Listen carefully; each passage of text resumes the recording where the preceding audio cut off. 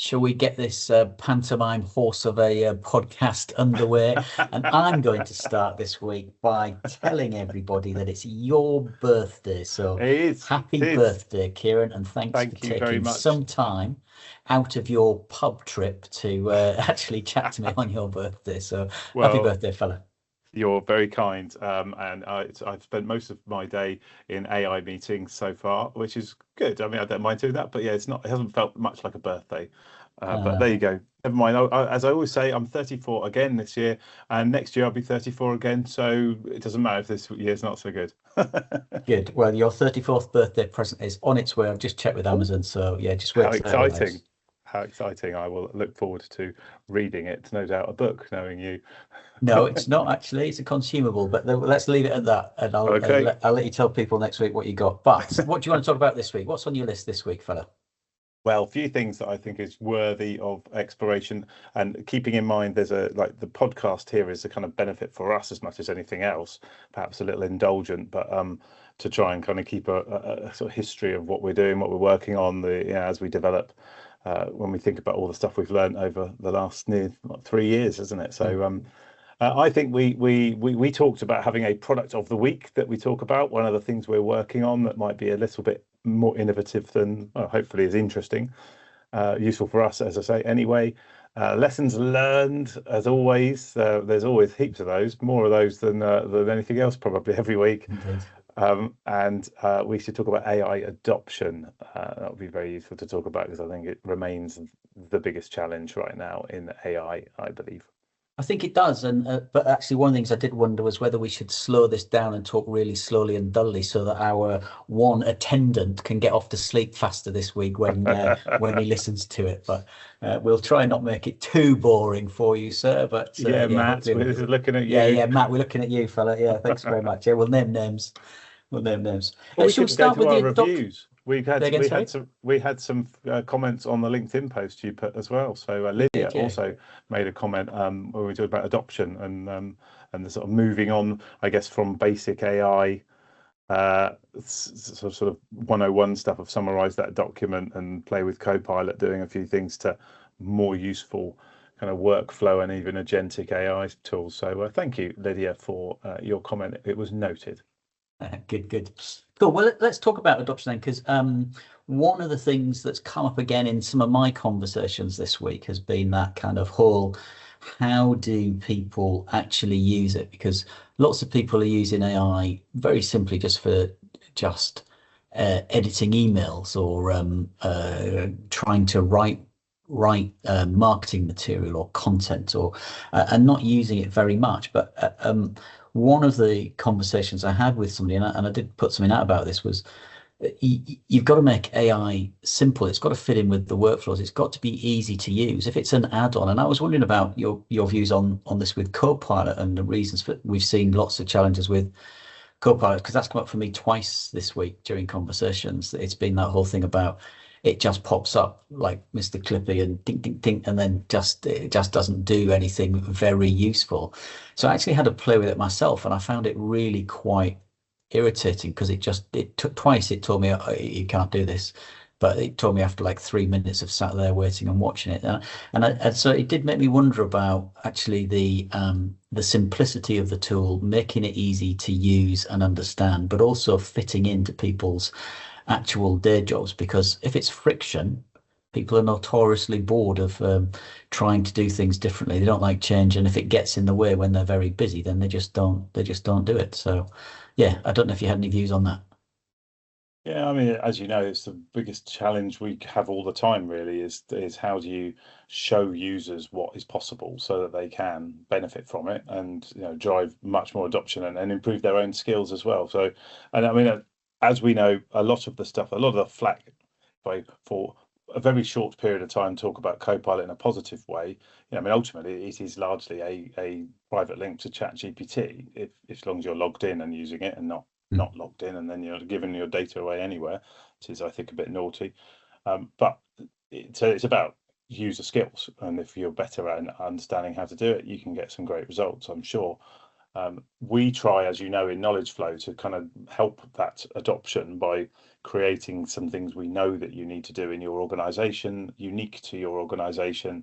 That means that it's a press of a button stuff, which hopefully helps people see the benefit and get the use, and then takes them on their journey, which is the other thing I say to everybody is just get started, press this button, it will help you kind of do the thing you need, whether that's create a self-assessment report, create an AMR in a university, or assess yourself against the decent home standard in housing. All of those things are kind of big tasks, which we've built some great stuff to make that really kind of straightforward.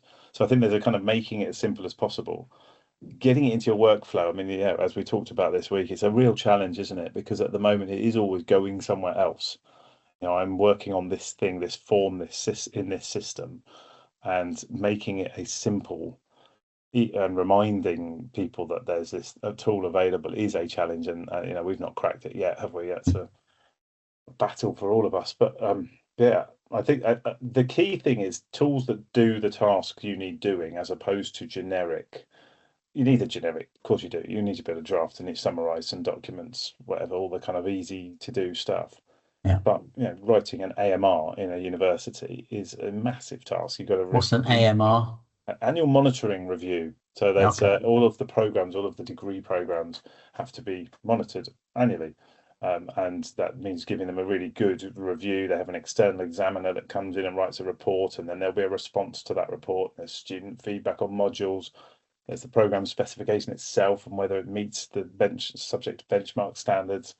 All kinds of, so loads of data that you need to crunch through in Is order that sorry, is that similar to the quality improvement plan in FE? Is that the am I using the language right? And we might talk about sector read across and the knowledge from one sector that we can share with others. It's exactly the same, just different sets of language. Yeah. So, but it's huge amounts of effort, and that effort is not valuable effort, I would strongly argue. To what you really want is ideally an amazing assistant in your team, or indeed an AI tool that can do the review, put in front of you the data that says these are the things that we're doing well, and here's the areas where we need to have a look at. And now you can actually get to work using your brain on the areas that you need to fix, and of course the stuff you should celebrate. Yeah. But that, interestingly, the work is actually right now spent, all of the time is spent the trailing through all the documents and then producing an output, and you're kind of tired and fed up by the time you do it. It goes in the drawer. And funny enough, I think quality doesn't improve that much on a quality improvement plan that's in a drawer. And I'm guessing in an AMR, what follows an AMR is a very similar thing of what are the actions then and steps, and of course they all go in the drawer as well. Probably come out next year. Just on that sector read across piece, I know that famously HE and FE see themselves as different, see themselves from schools as well. And I was reminded of something this week when you said you'd been doing some work with a multi-academy trust. We won't say which one, but a famous sector leader saying to you 2 years ago, yeah, but AI might be good, but no one wants to go first. And we've had lots of conversations with schools and maths over the last couple of years, but this is the first time anyone's really tried to work with us to get something different for them. So what are the kind of things they've been asking for?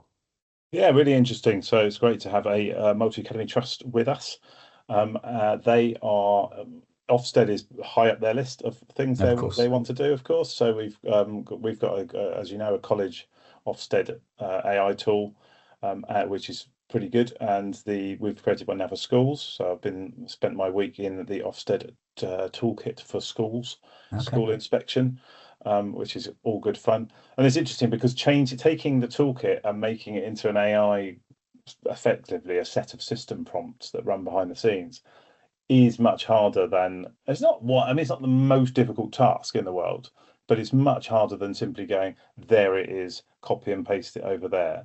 Or indeed, I know a number of people do, where they'll just ask AI to using its pre-training to check this against the Ofsted toolkit. So, which is, you will not get great results from that, because the way the toolkit is written is designed for inspectors and indeed for the schools and colleges to understand what they need to do.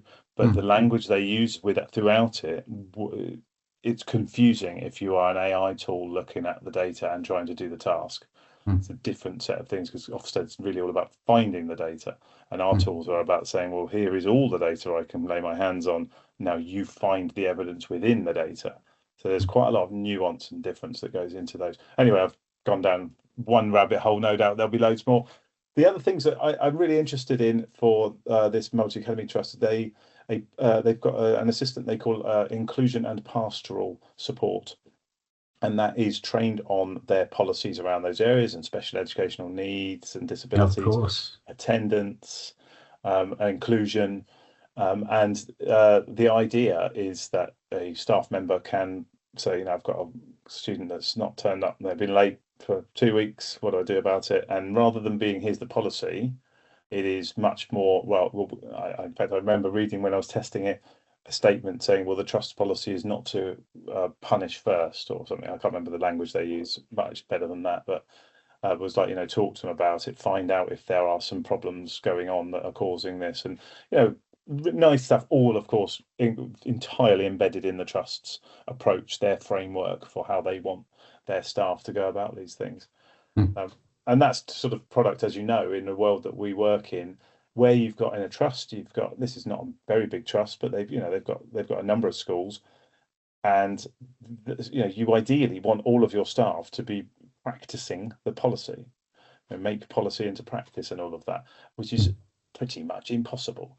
But you get a long way down the road with an AI tool that they can have on their phone, on their laptop, however they want it, and could get the policy answer in the context of the way they've asked.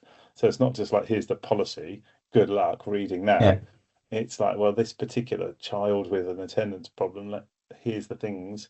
Sounds just like social work, fostering and adoption. Exactly. Yeah. Exactly that.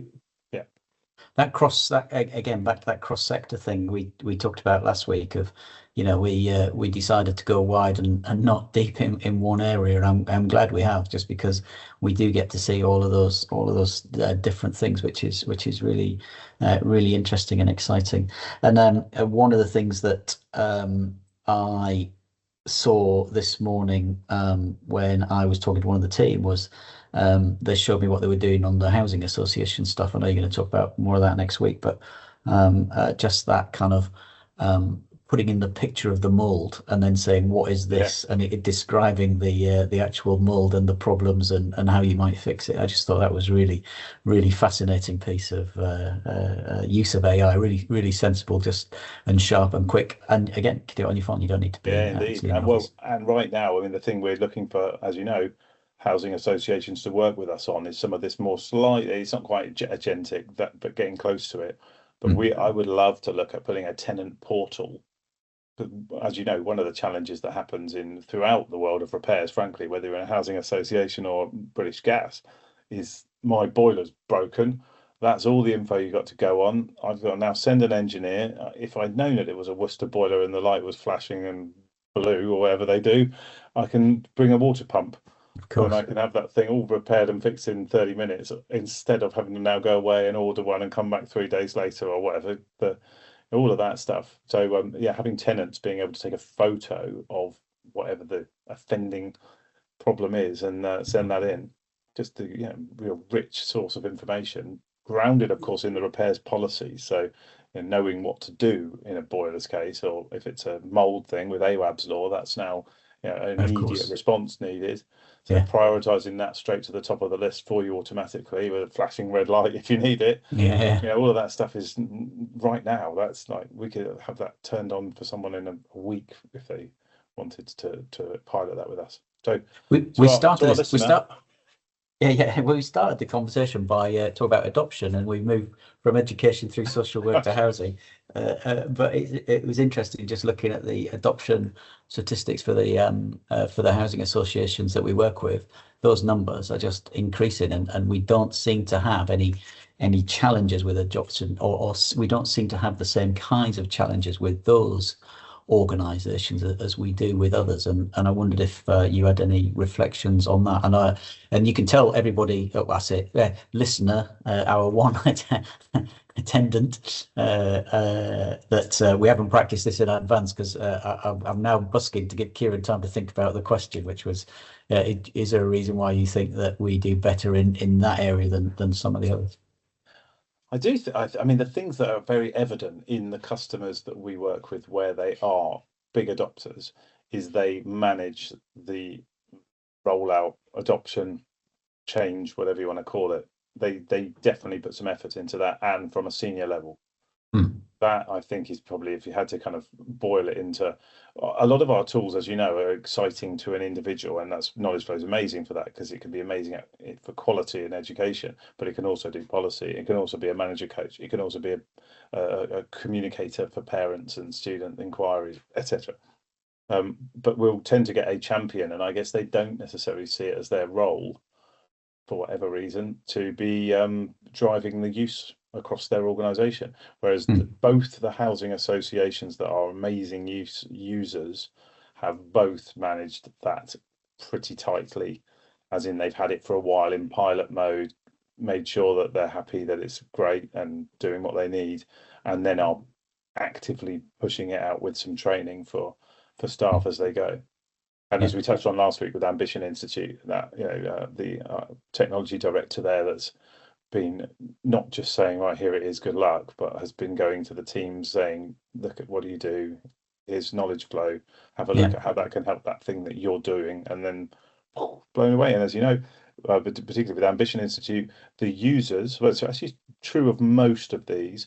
Once you get users on, they rarely leave. So we can see the monthly users, and it nearly always goes up. It's very rare that, and December was a slightly lower one for probably Christmas, but other than that, they just go up. So it seems that once you've had a go, you stay with it, which is a wonderful thing, because that tells us that it's not the product. Well, this gives us an indication it's not the product. The challenge is then, how do we get it into the hands of the people that need it? Yeah. Interesting.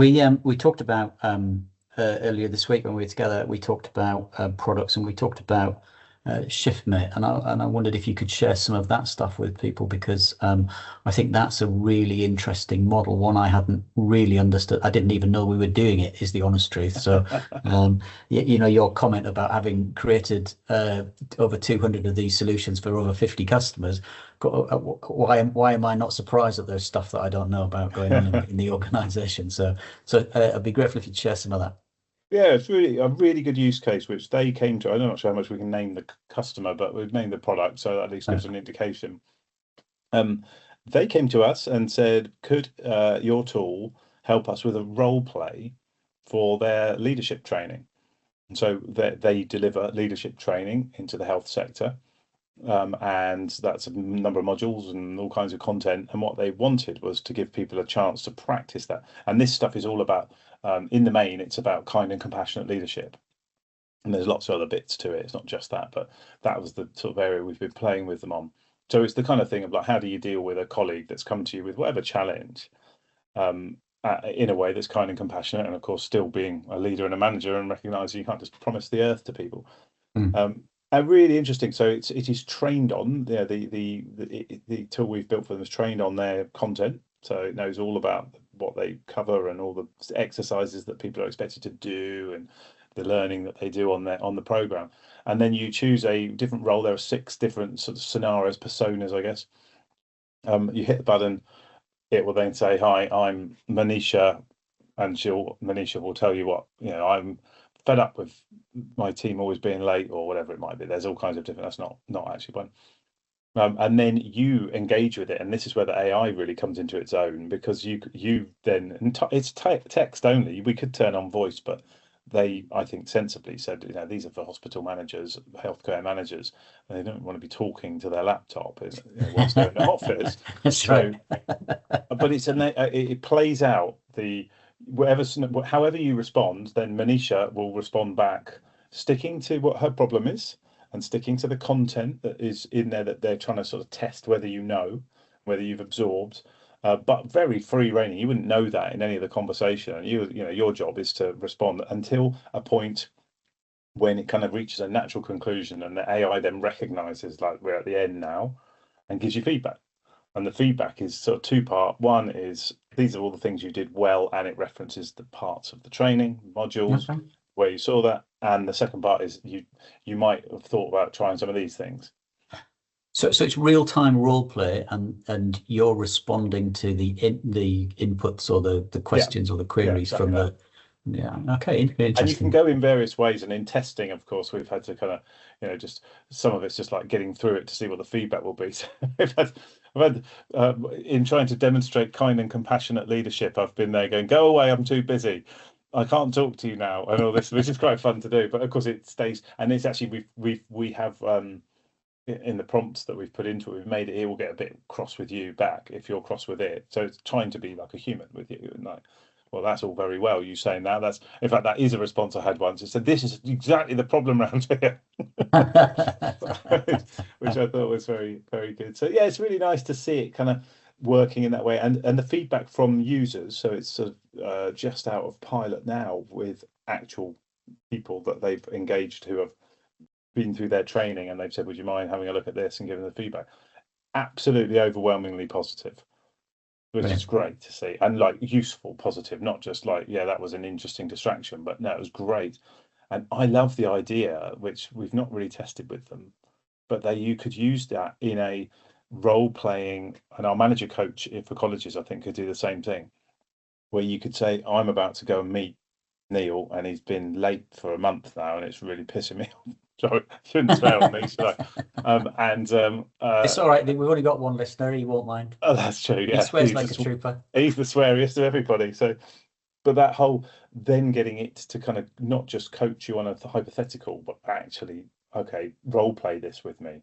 Don't Yeah. just tell me what to do and give me a script. That's great. Role play it Yeah. and let me test out some different scenarios. I think, I mean, we've all been in those. Oh, God, I've got an awful thing coming up that I'm worried about. We'll have a crack at that with it. I Yeah. think could be.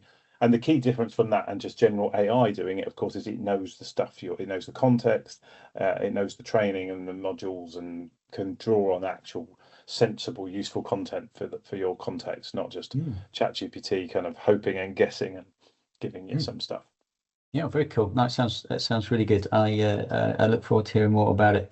But that kind of leads us on to some of the lessons learned. One of my big lessons I learned this week was I have no idea what's going on in our business. And I don't know if you remember when we worked together about 30 years ago. We worked Oh, in, God. in a company, and one of the guys said to us, "I want to know what's going on." And you said, "What, everything?" And he went, "Yeah, I want to know everything." And you're like, "I don't know everything that's going on. I don't want to know everything that's going on. It's impossible. You can't run the business."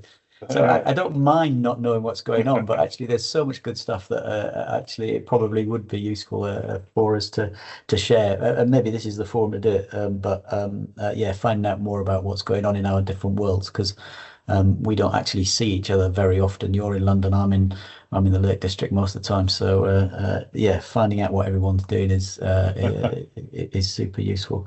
On One of that my though, other lessons. I do think the interesting thing on that we do, and I often talk about this to people, that our daily stand up, because we're like an entirely remote company, and there's Yeah, like 12 of us now, and having a daily stand up, I think really helps because it's just an opportunity to say what you're up to that day, talk a little bit about did we do the things yesterday, what's on our minds, and I think that just helps with a really good heartbeat discipline in the yeah, company. And the other thing I say in the context I often share it in is we use AI on that. We use Teams Copilot, not Copilot, Teams Premium, by the way. yeah, For anybody out there who's using Copilot, the expensive one, and just recording their calls, well, I think it's £4 a month now. You can have Teams Premium, and it does all of the same thing in Teams. So yeah. do that one. But as I say, we couldn't really do that in a traditional way, I don't think, because a traditional way would mean that someone has to prepare an agenda, someone has to take notes, and someone has to write up the notes, and Mm. that would turn a half-hour daily stand-up into someone's hour and a half job probably every Yeah, day. And that's yeah, just, we wouldn't bother. With AI running all of that, it gives us the summary of yesterday's call, yeah. what we talked about, the actions we need to pick up again. And I think it's a great example, and it holds our team together and builds a company culture, which otherwise is much harder to do in a team's sort of remote working way. So Yeah, no, I think that is a really good point. And actually building culture, especially for remote organizations, is notoriously difficult. And somebody once said to me, "You're very lucky," and I was like, "Culture doesn't happen by accident. You've got to work at it every single day," which is partly why the things like the coaching tool you just talked about is interesting. So, how do you get consistency? We talked about policies a bit last week, and the policy tool being one of actually the most used that we've got because Yeah. actually, how do you get consistency? How do you get people saying the same thing and doing the same things? And I was talking to a charity about actually their part of their problem is that how do they make sure volunteers, for example, say and do the right thing? Because volunteers just rock up and do that, and it might just be, they round these ear parts. It's all about bloody doing the Ullswater Way and hiking 22 miles. And you've got people every, I don't know, every quarter of a mile or half a mile or whatever, making sure that no one pegs it or breaks a leg or they've got water or whatever else. But actually, for volunteers, how do you make sure they know what to say, how to do it? There's a briefing session, but you know, that's at 6 o'clock in the morning. How do you remember what they said at 3 o'clock in the Yeah, afternoon if indeed. you've been stood? So actually using simple things, but policy came up in another context, as did a couple of the lessons for me this week. I've done a couple of conversations with people from fintech sector, which is kind of right out of our. We've never really done anything in that area, and the two things that they came up with were how do your tools compare policies? And I was like, well, that's kind of, to us, it just seems bloody basic, doesn't it? It's that kind of, you put them in and say, what are the inconsistencies between these policies? Or as you did earlier this week, you put it in the tool where we've got all of the UK legislation and say how It is. compliant with the law are these policies? Well, it's failing in these three areas. Get those fixed. So it was interesting that the fintech guys had just focused on one particular area, which was all about, obviously financial analysis and creating a beautiful pitch deck. But the other thing that they said, which I thought was really odd, was they said, "Oh, we can't get it to stop talking brutally. It's like really quite rude." And one of our investors was a bit upset when they told him he was very average this week. So they said, "Is there any way you can do the tone of I'd be voice?" And I quite, was like, I'd be quite pleased with "Crazy." that. Yeah, That'd be a good, yeah, yeah, he'd be as good delighted as to be that. average. Yeah, yeah, you're really average. That's the nicest thing anyone's ever said to me. Brilliant, thanks very much. But that whole kind of tone of voice thing, they just don't think in the ways that we've been thinking. So they were really surprised when we showed them knowledge flow and said, like, "Here, here's how you do these It can things." do all It's of that. I mean, nuts. that's the thing. It is all about prompting. I mean, we all know it can translate into any language. It can write as a pirate. We've all played with those probably. If you haven't, have a crack at it. It's quite fun. But Yeah, it's about how you write a prompt to get it to. It can write in poetry back to you. You want it to be the most beautiful it's true. language you It's true. want. It could be as flowery and lovely, or as focused and mean, or whatever you want it to be. It's actually quite difficult to get it to be really critical. I think very baked into the large language models is this need to please, Hmm. and particularly so for the Ofsted tools and that we create for schools and colleges, those are real. You have to really put some heavyweight prompting in to force it not to just congratulate you on one tiny statement it's found in, a vast Yeah, pool of data you've given it to look at, and it found one statement that says we're good at meeting local skills needs and making it up. That's what colleges worry about. And one statement in that vast pool will be enough for it to go, yeah, you're doing really well, well done. And it's like, are we? That's one. yeah, There's actually 30 curriculum areas we're talking about here, and you've done it yeah, once. It's yeah, probably not really good. So yeah, yeah. there's lots of stuff you have to do and all of that, which is fun. Yeah, I remember I used to do the write this in the style of Donald Duck, and you get quack quack, and then it stopped doing it for Donald Trump. I noticed you can't That's do it. yeah, Oh, it funny. stopped it stopped doing that, which was Put uh, guardrails in around it, probably. Yeah. they did, yeah, yeah, politics and all that. So Yeah. interesting stuff. Very interesting. Very We very did make it good. right as a Scouser once, which was quite fun. Somebody said we were on a call, and I said it can do any language. My usual kind of just sort of pointing that out, really. And Yeah, someone said, "Can it? Can it? can it be a Scouser? And I was like, I don't know, but let's try. And it was absolutely hilarious. I thought it was brilliant. It's like a really formal response that it was given on the policies thing or whatever. And then it Yeah. was like, all right, mate. I was going to say, don't do the accent, for God's No, sake. I shouldn't. We'll Yeah, be taken off air. that's a boss idea. It was like, I was like, that's very clever. Yeah, very good, very good. Cool. Right. What else is What's on your your list? lesson? What's your other lesson of the week? So you said you were about to, I interrupted you. I think my lessons were that the two things really were the whole cross-sector piece, actually the learnings from across the sector that we've talked about, and just that kind of real this person's worked in fintech for a long time, and just the almost the naivety of their problem. It's like you can do all of this super fancy stuff here, but the basic things you just don't get, like the Yeah, yeah, policies and the tone of voice. So actually, perhaps something that we touched on before. I don't know if we touched on it last week when we talked, but it was the whole kind of we make assumptions that everyone's got the same kind of knowledge that we do, and that's just simply not true. And yeah, and true. Yeah, that talk with the fintech chat was really instructive in that. I just like, I can't believe how basic this stuff is. yeah, But really interesting, and they've got super cool product, but it's very focused in kind of one area. And my second lesson was just how little I know what's going on in our own organization, and I need to spend more time finding out, because actually it's that cross fertilization of ideas and being able to link the things together, which actually I think provides value, not just for us but for our customers too. yeah, So indeed. Yeah, yeah, those are my two lessons for the week. very good. Like it.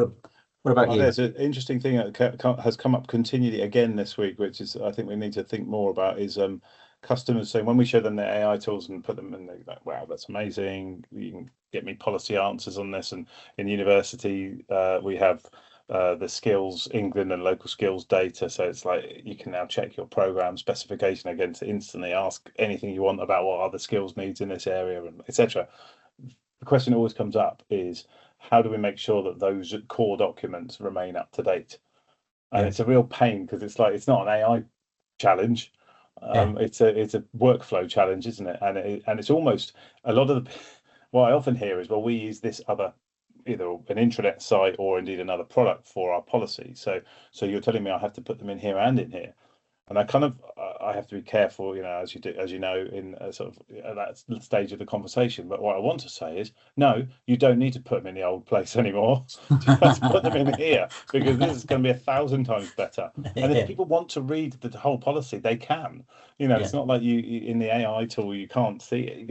You can still use it as a show me the maternity policy. Bam, click, open. So yeah, it's like, it is like, why are you bothering with yeah, all these other tools that you're spending money on? And there's yeah, continue though, all that happens all the time. And but it is a workflow challenge of making sure that the core data, AI ready data. I've said many a time that I think the world of policy managers, where they exist, in which most large organizations will have, is really AI data manager. And that I think is exciting. I mean, for me, I think that's a wonderful kind of role to kind of move into and grow into and learn about. But it is about how do you make sure that the single version of the truth is the truth and yeah, not last year's version of the truth. yeah, And then there's some other stuff in the kind of more geeky side of how you can design your policy documents so that AI can see them and read them more easily. mm, And AI is very, very good at, even when they're a bit clumsy and it might be well formatted for a human, but actually most of that formatting causes trouble. It's good at getting through that. But what happens behind the scenes is you're opening up a chance for more hallucination. It's simple things like tables in PDFs that it might look like that for you. When the AI looks at it, it might look like that. And now suddenly that doesn't make so much sense anymore. So yeah, making sure that's all done, and just making it simple, so it creates more hallucination risks, but also burns more AI tokens.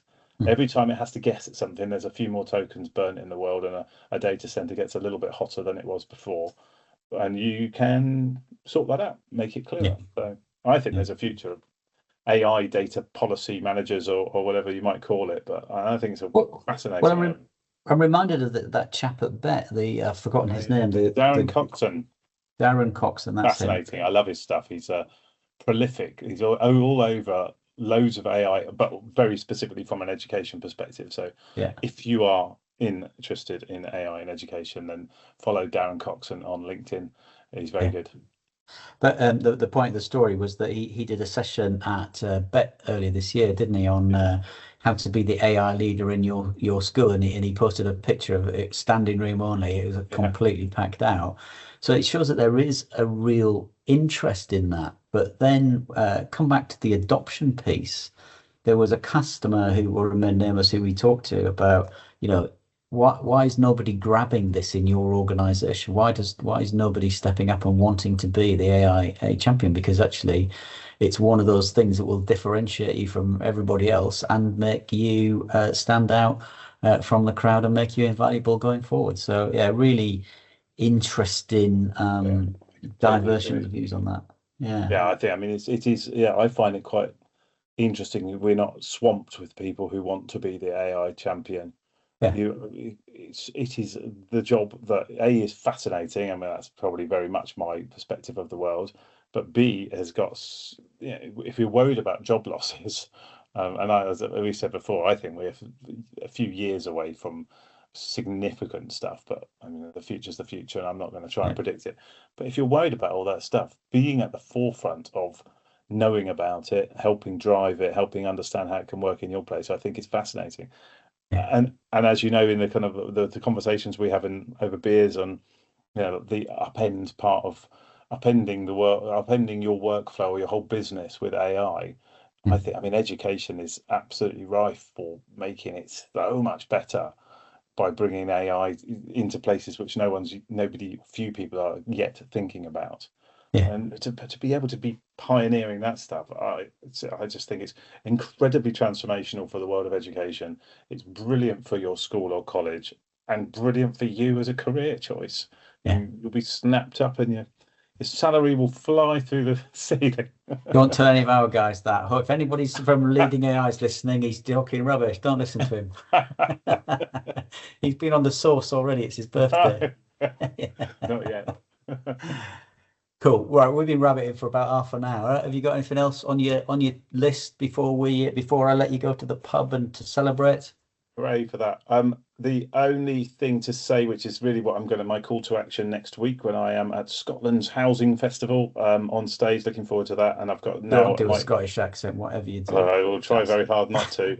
But is come let us know about if you've got some really good ideas about how AI can, particularly in that world of upend, doing something like the tenant thing we touched on, get the photograph of the boiler, have that processed by the AI and automatically put into your repairs log at the right appropriate level, depending on how urgent it really is.